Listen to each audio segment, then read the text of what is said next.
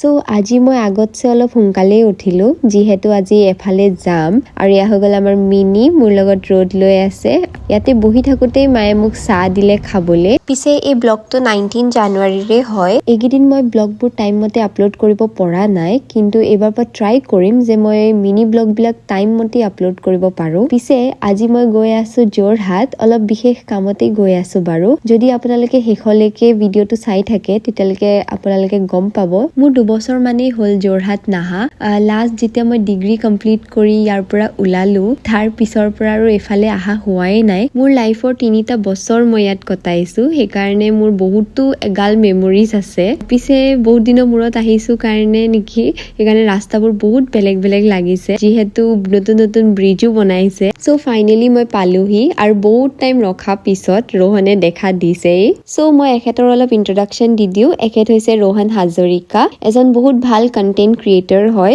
mainly fashion videos বনায় আৰু লগতে ডগছৰ এনজিঅ' এটাও চলাই আছে হি বহুত মেহনতি হয় বহুত আগৰ পৰা আমাৰ প্ল্যান আছিলে যে আমি এটা ভিডিঅ' শ্বুট কৰিম একেলগে বাট কেতিয়াও আমাৰ টাইম নিমিলে হিও বহুত ব্যস্ত হৈ থাকে ময়ো বহুত ব্যস্ত হৈ থাকো সো সেইকাৰণে কেতিয়াও সময় আমাৰ নিমিলে কিন্তু এইবাৰ আমি সাডেনলি প্ল্যান কৰিলো যে আমি এবাৰ বনামে আৰু আমি আহি পাই গলো ফাৰ্ষ্ট লেডি যোৰহাটৰ ভিতৰত মই ফাৰ্ষ্ট লেডিৰ আউটফিট বিলাকে বহুত ভাল পাওঁ আৰু তাৰ আউটফিটছ বিলাকো বহুত ধুনীয়া হয় প্লাস তাত কাস্টমাইজডো হৈ যায় দেন ফাইনেলি আমি কন্টেন্ট ডিসাইড কৰিলো আৰু তাৰ মতে আমি আউটফিটও ডিসাইড কৰিলো বা অলপ ব্যস্ত হৈ আছিলে যেহেতু কাস্টমাৰ আছিলে কিন্তু তাৰ মাজতে আহি অলপ হেল্পও কৰি দিলে আমাক আৰু লগতে মই অলপ আউটফিট কিছুমানো ট্ৰাই কৰি চালো যেহেতু ৱেডিং সিজন হৈ আছে আৰু তেওঁলোকৰ কালেকশনো বহুত ভাল ভাল ৰেডি কৰিছে এবাৰ নতুনকে বাট এটাই প্ৰবলেম যে মোৰ সাইজত নহয় মোৰটো এস সাইজ হয় আৰু এই সাইজ গিটা বহুত অলপ ডাঙৰ হয় মোৰ কাৰণে স্পেশালি কিছুমান আউটফিটছ অলপ টাইট কৰিব লাগিব